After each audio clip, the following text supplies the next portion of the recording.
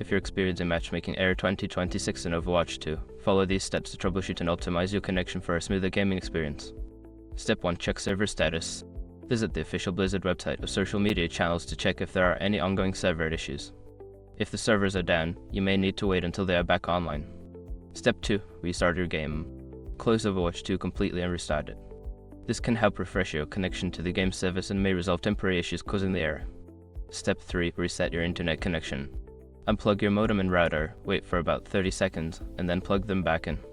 This can help clear any network issues and improve your connection stability. Step 4. Update your game and system. Ensure that Overwatch 2 is updated to the latest version. Additionally, check for any updates for your gaming platform PC, console to ensure compatibility and performance improvements. Step 5. Adjust network settings. If the issue persists, consider adjusting your network settings. Use a wired connection instead of Wi-Fi, and check your firewall or antivirus settings to ensure they are not blocking the game.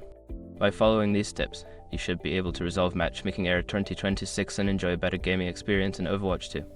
If problems continue, consider reaching out to Blizzard support for further assistance.